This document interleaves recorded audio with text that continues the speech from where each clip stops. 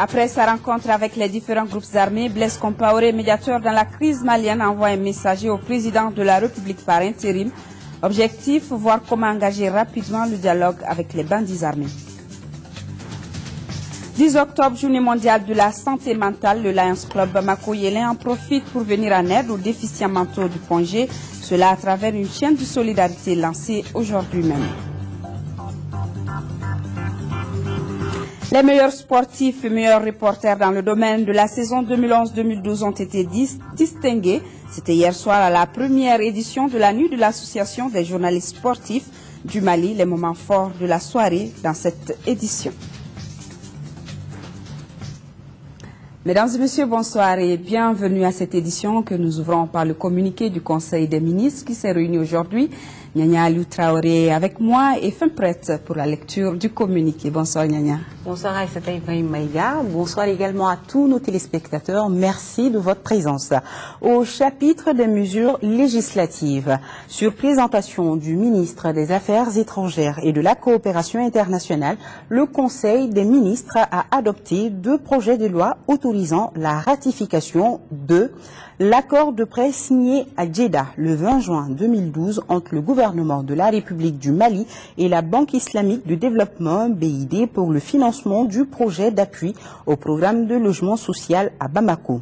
L'accord Destina A, signé à Djeddah le 20 juin 2012 entre le gouvernement de la République du Mali et la Banque islamique de développement pour le financement du projet d'appui au programme de logement social à Bamako.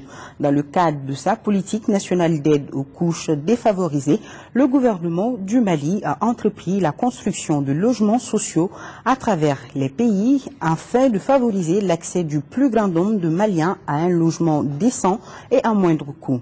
À cet effet, il a signé avec la Banque islamique de développement un accord de prêt d'un montant de 4 180 000 dinars islamiques, soit 3 266 millions de francs CFA environ, et un accord Destina A d'un montant de 4 112 440 dinars islamiques, soit 4 550 millions de francs CFA environ pour le financement du projet d'appui au programme de logement social à Bamako.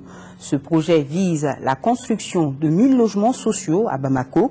Le financement de la Banque islamique de développement porte sur la construction de 500 logements. L'État du Mali fournit les terrains et finance à travers le budget de l'Office malien de l'habitat la construction des 500 autres. Sa réalisation participera à l'amélioration du cadre de vie et à la lutte contre la pauvreté dans le district de Bamako. Au chapitre des mesures réglementaires sur le rapport du ministre de la Culture, le Conseil des ministres a adopté un projet de décret portant classement de la cathédrale de Bamako dans le patrimoine culturel national. La loi du 30 décembre 2010, qui a modifié celle du 26 juillet 1985, relative à la protection et à la promotion du patrimoine culturel national, dispose qu'un bien matériel ou immatériel, en raison de son importance pour l'histoire, l'art, la pensée, la science et la technique, peut faire l'objet d'une protection par son classement dans le patrimoine culturel national. Le présent projet de décret vise à permettre le classement dans le patrimoine culturel national de la cathédrale de Bamako, construite en 1925 et 1936 dans le style romain byzantin. Bâtie en pierre sur 48 mètres de longueur et 12 mètres de largeur, elle se présente comme un témoignage à la fois historique, culturel et architectural. Le classement dans le patrimoine culturel national permettra d'assurer la sauvegarde et la promotion de cet important édifice religieux. Au chapitre des mesures individuelles, le Conseil des ministres a procédé aux nominations suivantes. Au titre du ministère de la Défense et des anciens combattants, aux fonctionnaires de défense auprès du ministère de l'Enseignement supérieur et de la Recherche scientifique, colonel Tchaoulé Satigui Sidibé. Aux fonctionnaires de défense auprès du ministère de l'Élevage et de la Pêche, colonel Tchenan Dambeli. Chargé de mission, colonel Djaran Kone. Directeur des ressources humaines, commissaire colonel Fakourou Keita. Directeur adjoint des écoles militaires, colonel Sitafa Traoré. Directeur adjoint du service social des armées, colonel Fadjo Sinayoko. Au titre du ministère de l'Agriculture, conseiller technique, Amadou Samake, ingénieur de l'agriculture et du génie rural. Moussa Kamara, ingénieur de l'agriculture et du génie rural. Abdourahman Oumarou Touré, ingénieur de l'agriculture et du génie rural. Madame Guindo Fada Gouroudjal, inspecteur des services économiques. Chargée de mission, Madame Fatoumata Konaté, médecin. Directeur des ressources humaines du secteur du développement rural, Madame Samake Mouna Touré, maître assistant de recherche. Au titre du ministère de la Santé, président directeur général de la pharmacie populaire du Mali, Abdrahman Tunkara, pharmacien. Directeur de la cellule d'exécution des programmes de renforcement des infrastructures sanitaires, Amadou Kamara, ingénieur sanitaire. Directeur de la pharmacie et du médicament, Yaya Koulibaly, pharmacien. Directeur général du Centre national d'odontostomatologie, Suleiman Togora, médecin.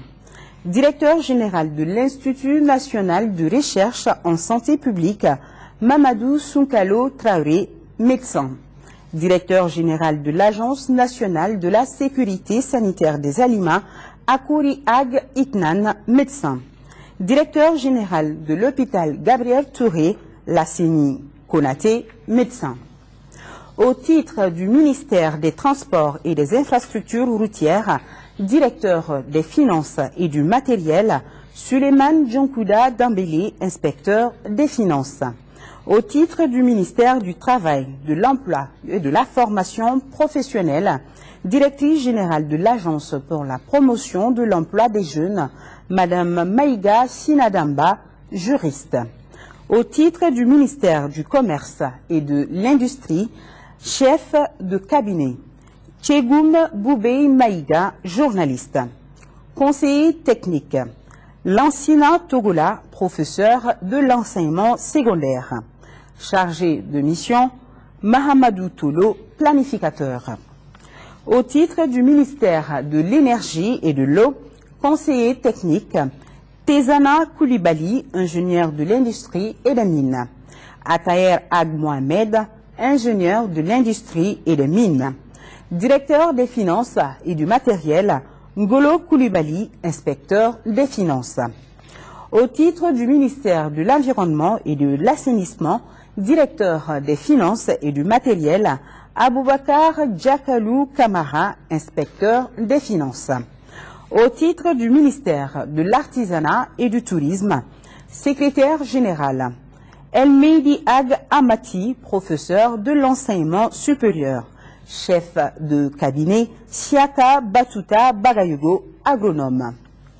Au chapitre des communications, au titre du ministère des Affaires étrangères et de la coopération internationale, le Conseil des ministres a été informé des solutions du 4 octobre 2012 du Conseil de sécurité des Nations Unies sur la situation au Mali. Le Conseil de sécurité de l'ONU a adopté à l'unanimité le 5 juillet 2012 la résolution 2056 présentée par la France apportant son soutien aux efforts de la CEDEAO et de l'Union africaine pour résoudre la crise au Mali. Cette résolution prend note des travaux de planification militaire des organisations régionales pour déployer une force de stabilisation dans notre pays.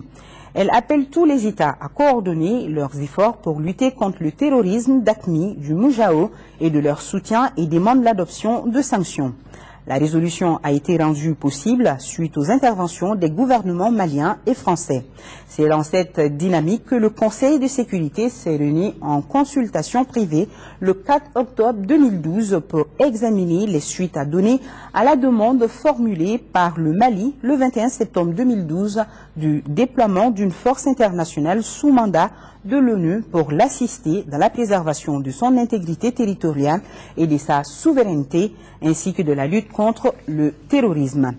Le Conseil de sécurité a proposé l'adoption d'une résolution intermédiaire axée notamment sur le renforcement des capacités de l'armée malienne, l'élaboration d'une feuille de route portant sur la tenue d'élections, le dialogue avec les groupes armés maliens non violents.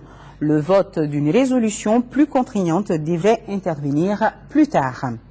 De la tenue de la réunion ministérielle du groupe de soutien et de suivi sur la situation au Mali, la Commission de l'Union africaine envisage d'organiser le 19 octobre 2012 à Bamako une réunion ministérielle du groupe de soutien et de suivi sur la situation au Mali. Cette réunion vise à permettre des échanges de vues sur l'évolution de la crise malienne et d'identifier les solutions pouvant venir à bout des activités des groupes armés et mettre fin à la situation d'occupation du nord du Mali. Prendront part à la rencontre les représentants de tous les pays voisins du Mali, le Nigeria, le Tchad, la Libye, les 5 membres permanents du Conseil de sécurité des Nations Unies, les pays africains membres du Conseil de sécurité des Nations Unies, l'Espagne, l'Allemagne, le Japon, l'Union africaine, la CEDEAO, l'ONU, l'Union européenne et l'Organisation internationale de la francophonie.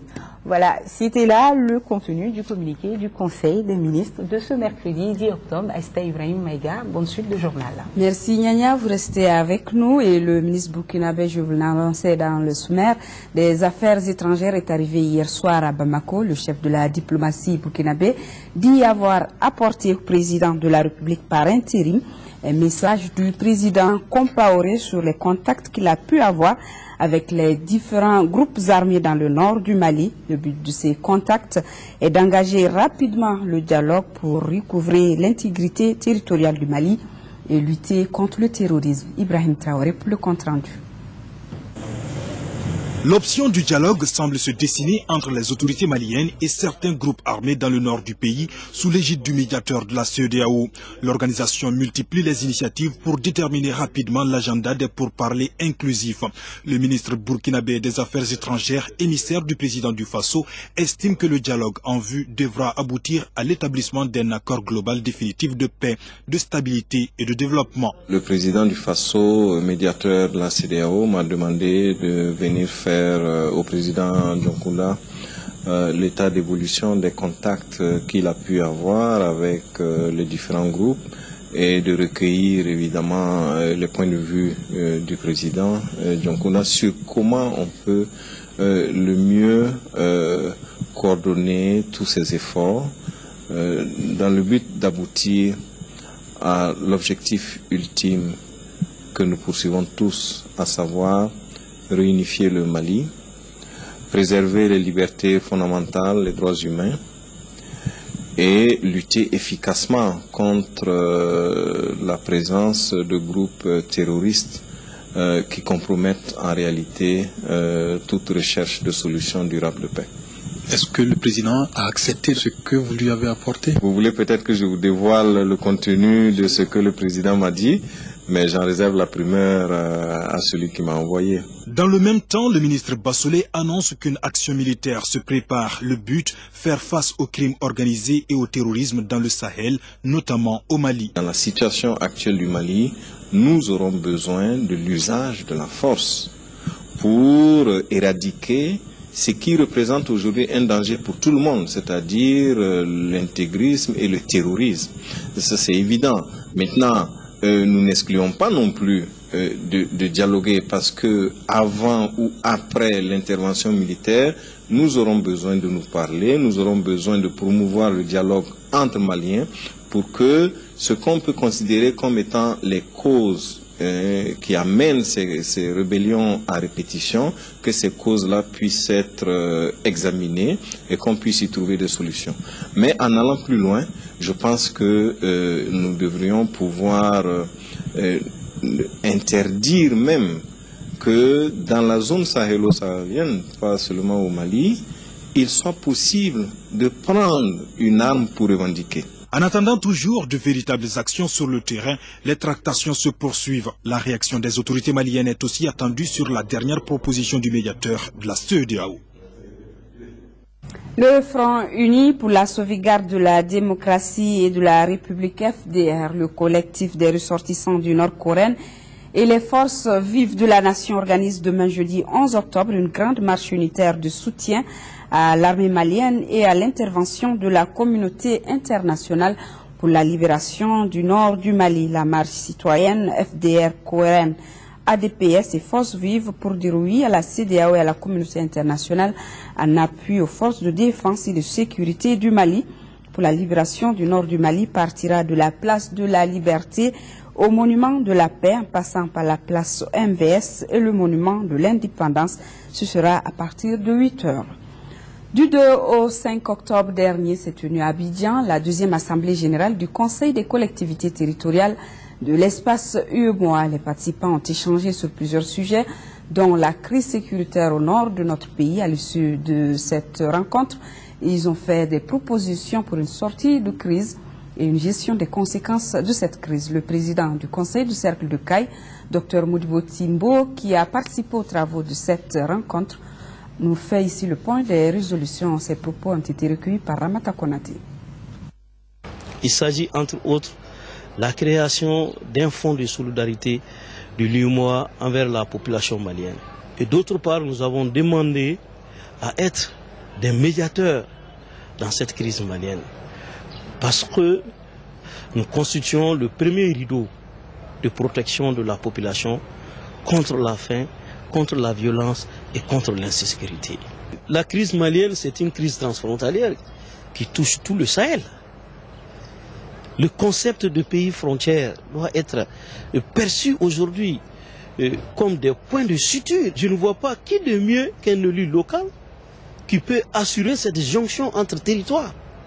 Et que le fléau qui se passe aujourd'hui dans la collectivité de Tombouctou, qui se ressent, n'est-ce pas, dans une collectivité nigérienne, il n'y a qu'un élu local qui peut tisser des relations de bon voisinage, séculaire déjà qui a existé entre les deux territoires.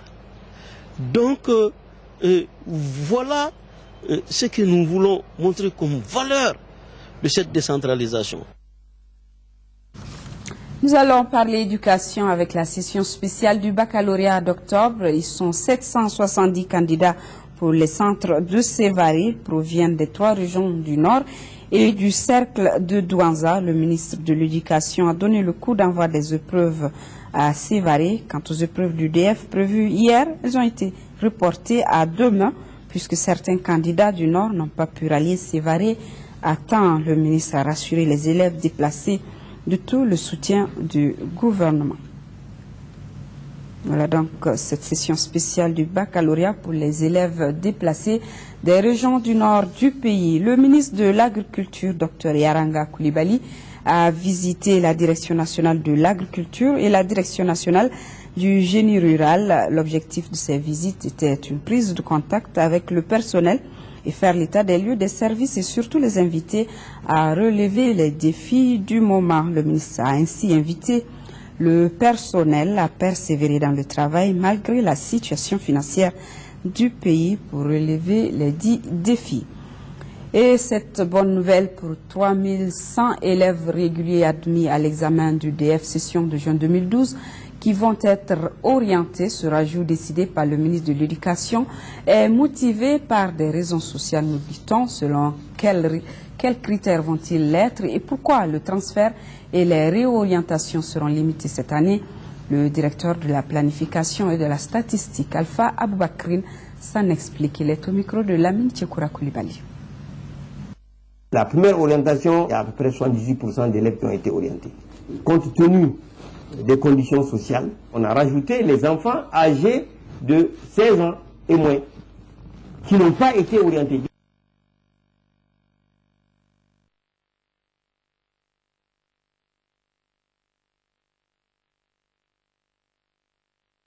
Système au second cycle, c'est pour ça qu'ils n'ont pas été orientés. Mais compte tenu de la jeunesse de ces gens, on a essayé de rattraper ça en ajoutant 3100 enfants.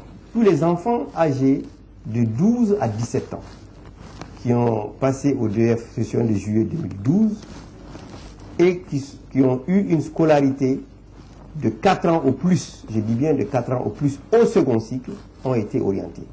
Ça, c'était un premier lot qui a été orienté. Le deuxième lot a concerné les enfants plus âgés, c'est-à-dire ceux qui ont 18 ans et qui n'ont jamais redoublé le second cycle.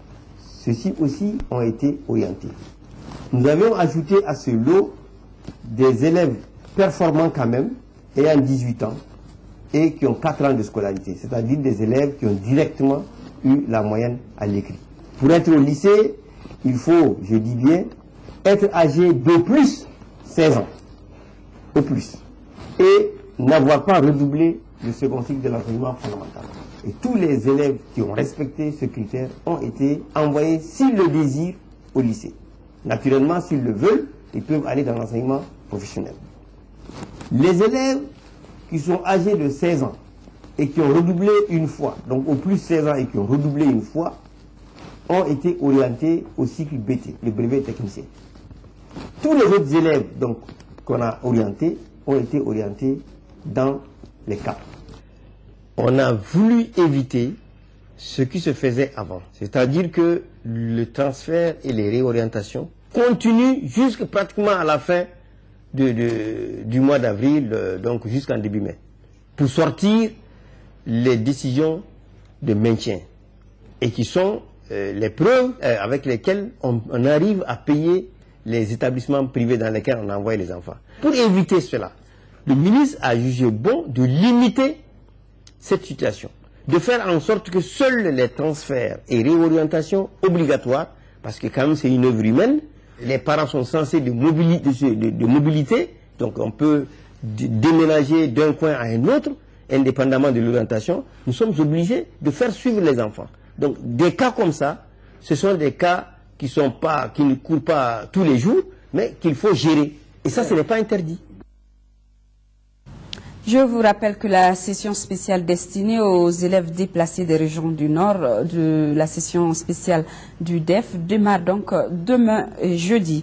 Du nouveau à Bamako dans le domaine de la formation toujours, l'Institut supérieur des techniques économiques, comptables et commerciales vient d'ouvrir ses portes. Ce veut un cadre de formation pour les futurs managers et créateurs d'entreprises africaines de la sous-région situé à Amdalayaci. Il a été inauguré samedi par le ministre de l'Environnement et de l'Assainissement, représentant son collègue de l'enseignement supérieur, Fadima Keita, pour le compte-rendu.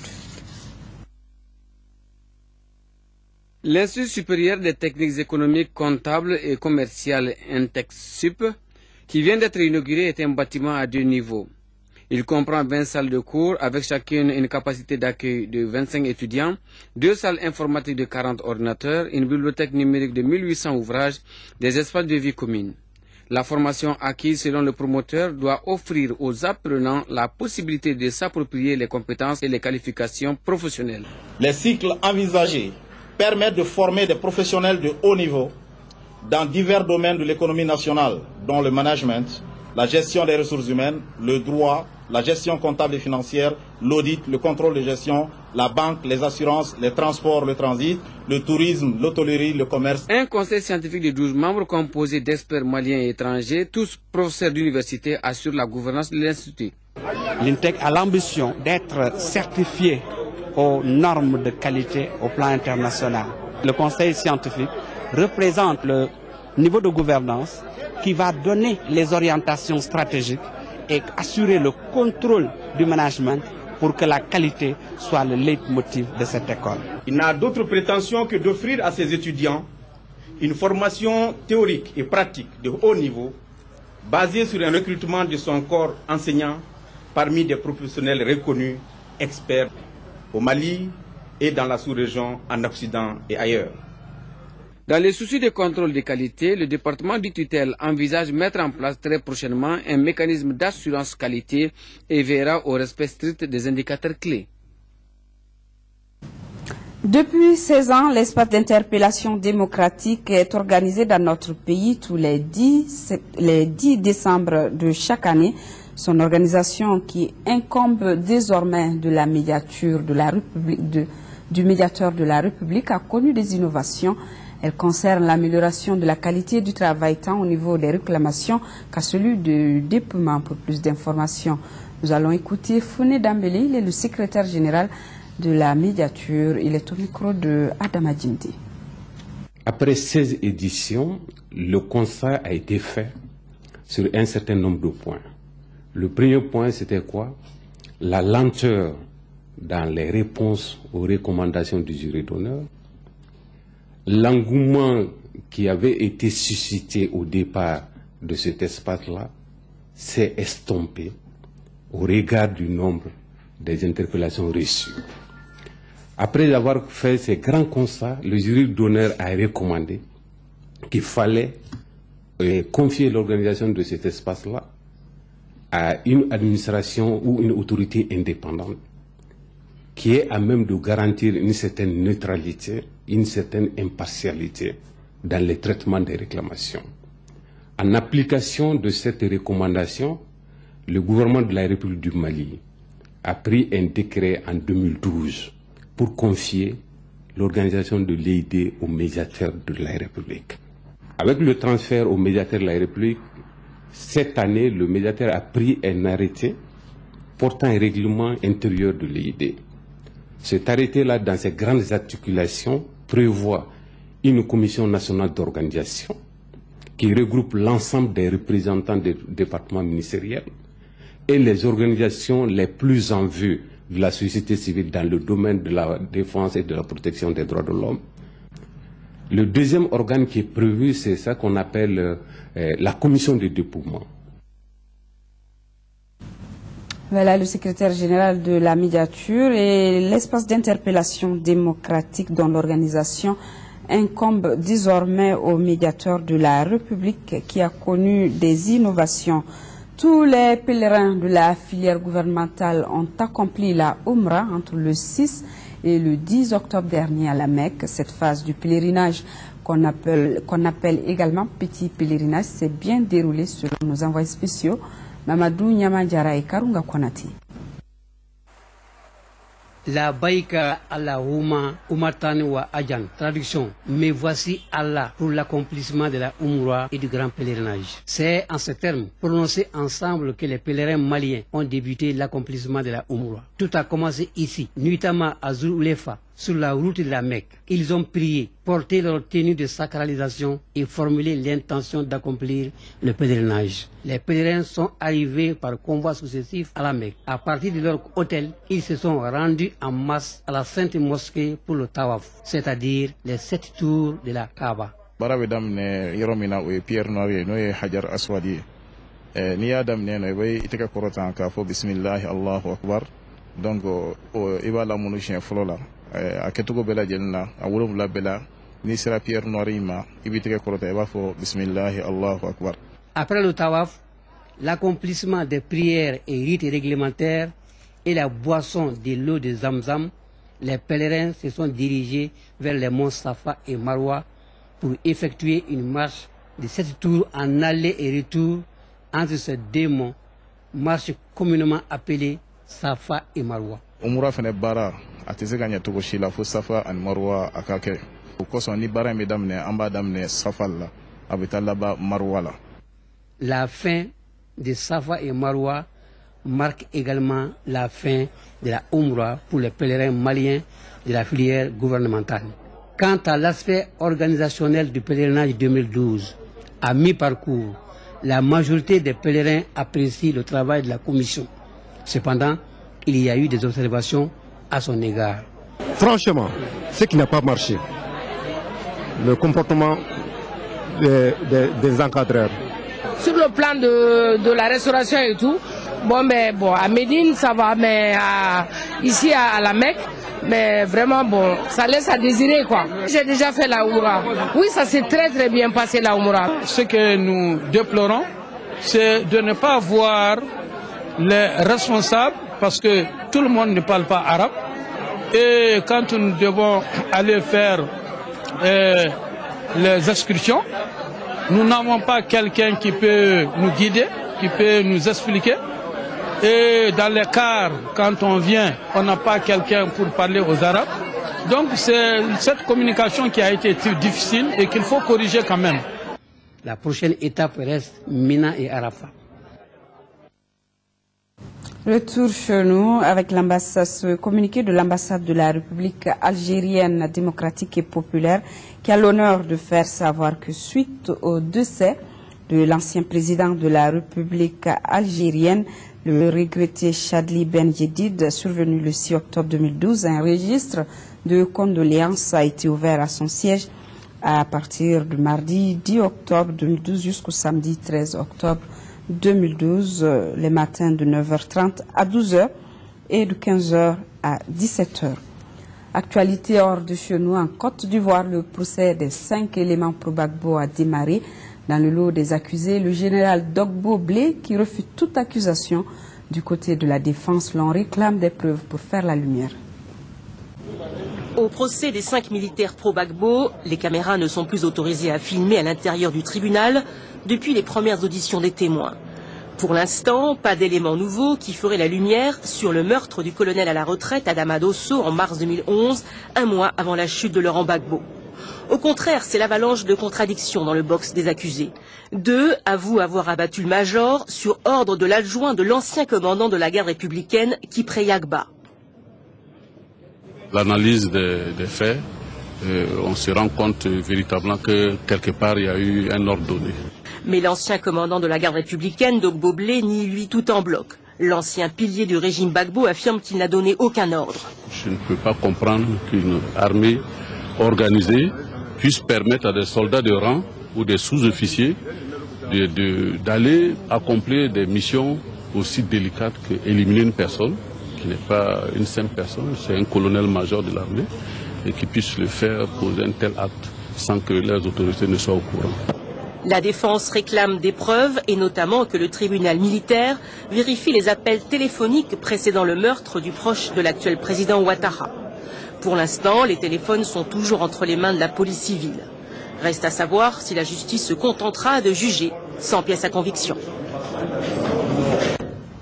À Kinshasa, le rideau du 14e sommet de la francophonie, le village francophone, expose une dizaine de cases représentant les provinces de la République démocratique du Congo. Du côté de la France, à 3 jours de sa venue, François Hollande critique toujours le pouvoir en place à Kinshasa. Au pied du stade des Martyrs, au cœur de Kinshasa, la foule se presse, impatiente d'assister au lever de rideau de ce 14e sommet de la francophonie. Malgré les retards sur l'horaire et quelques décorations à installer à la dernière minute, tout le monde garde le sourire. C'est la francophonie, 100% France, 100% Congo. Ça, c'est beau. Après les discours d'usage, les officiels ont parcouru le village de la francophonie. Des dizaines de stands représentant les provinces de la RDC, des entreprises, des partenaires, des pays membres. Une vision de ce monde qui possède en partage le français et quelques défis à relever.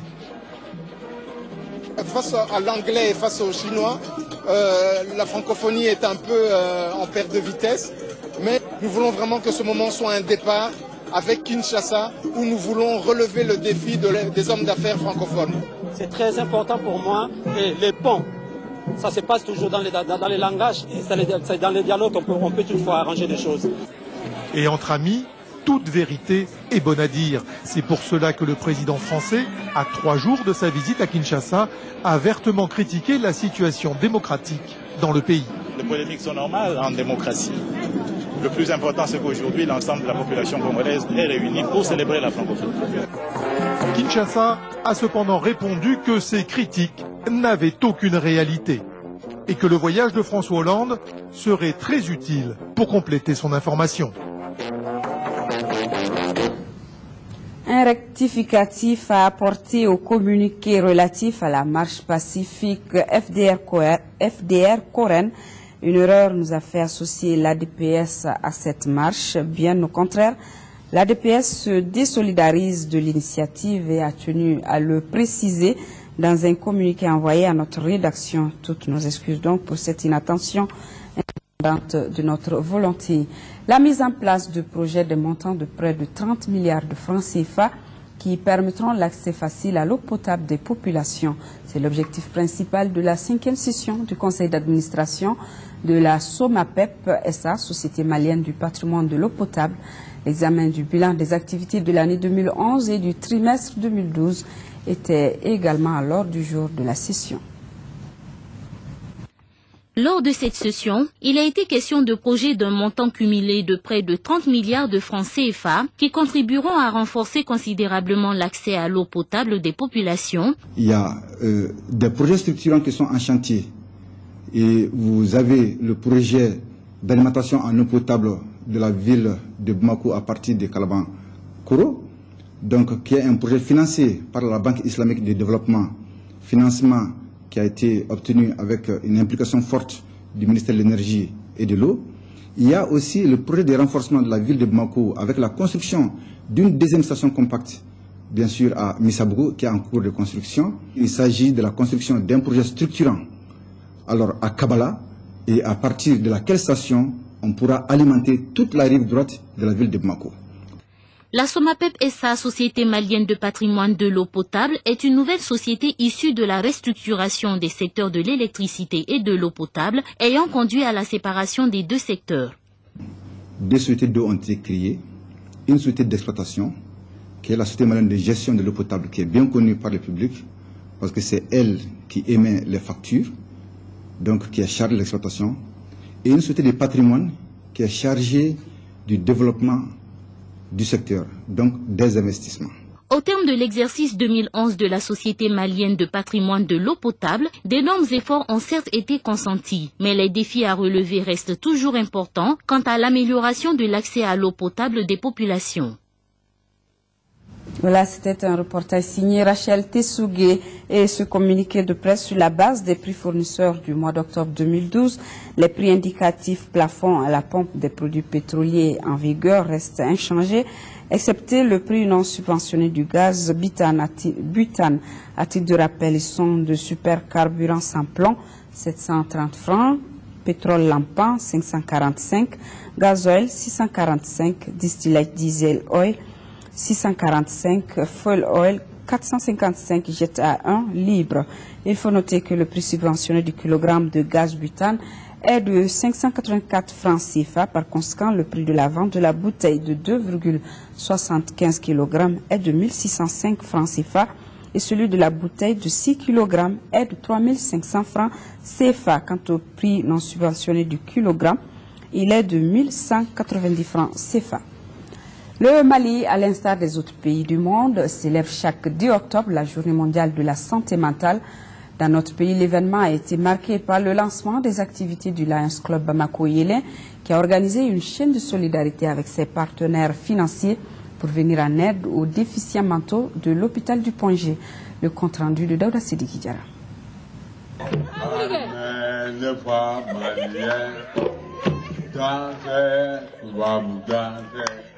Avec comme thème dépression, une crise mondiale, la journée mondiale de la santé mentale s'inscrit au Mali dans le cadre du mois de la solidarité et de la lutte contre l'exclusion. Le Lions Club Bamako-Yélin, qui est sensible aux efforts consentis par l'équipe sciatique du Point G pour humaniser ce centre, a bien voulu apporter sa contribution en améliorant les repas quotidiens des malades. Chaque semaine, nous donnons à manger aux malades mentaux les lundis, les mercredis, les jeudis. Et tout ça, c'est grâce à l'aide de nos sponsors. Depuis presque une décennie, le Lions Club Bamako-Yélin a hérité d'une belle initiative des dames des coopérants français de l'époque. Cette œuvre sociale majeure, l'ergothérapie, a permis de réduire certaines pathologies carentielles existantes à l'époque, mais aussi de renforcer la dimension humaine et communautaire. Selon le directeur général de l'hôpital du Point G, il ne saurait y avoir de santé sans santé mentale, car, dira-t-il, c'est cette santé qui garantit notre humanité. En effet, on jouit d'une bonne santé mentale quand on est bien dans sa peau, à l'aise avec les autres et capable d'affronter les difficultés de la vie quotidienne. Il ne fait aucun doute que le thème de cette année, à savoir dépression, une crise mondiale, illustre parfaitement la situation actuelle que connaît notre pays. Le directeur général de l'hôpital du Point G a ensuite affirmé que les facteurs de risque liés aux troubles anxio-dépressifs sont dus à la pauvreté, aux difficultés économiques, à l'usage nocif de l'alcool, aux consommations de drogues, entre autres. Mais la majorité des troubles mentaux peut être traitée et guérie si l'on adopte une bonne hygiène de vie, a-t-il ajouté. Geste de solidarité également des populations et de la mairie de Kalaban-Koro à l'endroit des déplacés du nord du Mali et de l'armée nationale. Ils ont reçu une somme de 2 635 000 francs de la mairie et de la population de Kalabankoro. La cérémonie de remise était l'occasion pour les représentants du Coran et de l'armée de remercier les bonnes volontés qui ont pris cette initiative humanitaire et patriotique.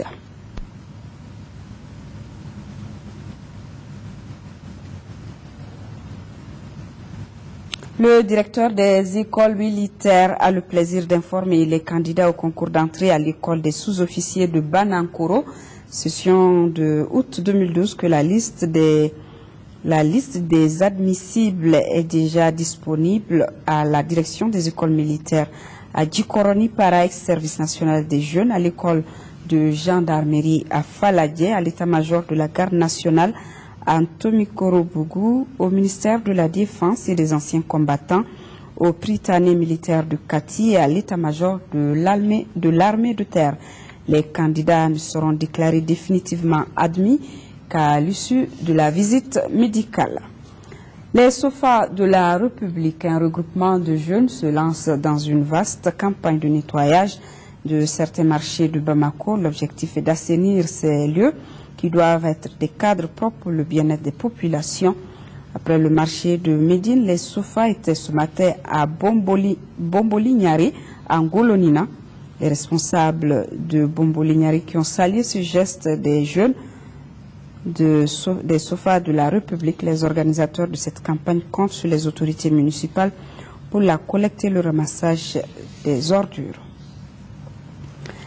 Et en sport, mais pas sur le gradin, les meilleurs reporters sportifs en radio, presse écrite et télévision et les meilleurs sportifs de la saison 2011-2012 ont été désignés hier à l'hôtel Laïko Amitié. C'était lors de la première édition de la nuit de l'association des journalistes sportifs du Mali, initiatrice de l'événement. Abdul Karim Kaba. Récompenser les meilleurs et rendre hommage aux anciens, tel est l'objectif de cette première édition de la nuit de l'association des journalistes sportifs du Mali, AJSM. En tout, 10 personnes ont reçu des trophées et des cadeaux. Ces lauréats ont été choisis à la suite d'un vote des différentes rédactions. Dans son allocution, le président de l'AJSM n'a pas manqué de souligner les conditions difficiles auxquelles les reporters sont confrontés. Si la nuit AJSM est une véritable fête, elle doit aussi nous permettre de faire part des conditions difficiles de travail auxquelles les journalistes sportifs font face, à côté des récurrents problèmes liés au manque de formation et de matériel de travail. Les difficultés d'accès à l'information s'ajoutent aux attaques verbales et même physiques de certains citoyens qui, pourtant, sont nos auditeurs, lecteurs et téléspectateurs. En football, Alou Badra Diallo a été désigné meilleur entraîneur de la saison 2011-2012. Cette année, avec le Djoulibassé, il a joué 30 journées du championnat sans défaite. Le jeune gardien de but du Djoulibassé, Ali Rango, meilleur joueur du championnat. Ousmane Assissé du Stade Malien de Bamako, meilleur buteur avec 20 réalisations. En football féminin, Fatmata Diarra de l'AS Mandé, meilleure joueuse. En basketball, Djenabou Sako de Djoulibassé, meilleure joueuse. Et Moussa Kone du Stade Malien de Bamako, meilleur joueur. La JSM a donné un prix spécial dénommé Prix Habib Sissoko, président du Comité national olympique et sportif du Mali, à l'Union sportive de Bougouni, détentrice de la dernière édition de la Coupe du Mali. Chez les reporters, Suleiman Bobo Tungara de l'Essor a été retenu comme meilleur reporter en presse écrite. Pour la radio, Ousmane Traoré de Radio Clédou et Amara Malé Diallo de l'ORTM en télévision. Au cours de la soirée, un hommage a été rendu aux pionniers du métier, entre autres Suleiman Doukouré, Marjara et Mamadou Kaloga. Aussi, les défunts comme Demba Koulibaly, Karim Doumbia, Salim Badiaga n'ont pas été oubliés.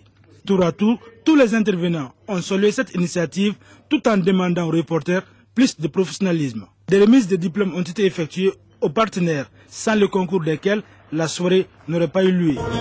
Et des prestations d'artistes ont meublé la première édition de la nuit de l'AJS. Très belle soirée, félicitations aux différents et aux meilleurs reporters, que donc tout le monde soit meilleur, c'est toujours mieux.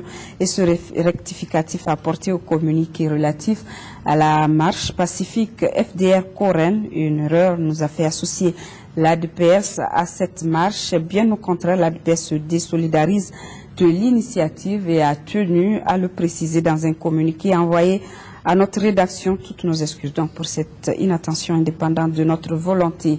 À suivre après ce journal, l'émission Cahier d'hier qui parle aujourd'hui de la compagnie aérienne Air Mali, sa création et son évolution. C'est dans Cahier d'hier, une réalisation de Mariam Sagara. Fin donc de cette édition. Demain 10h, 13h, vous seront présentés par Sira Bachili. Je vous retrouve pour celle du soir. N'oublions pas nos parents des régions du Nord vivant sous occupation. Bonsoir à tous.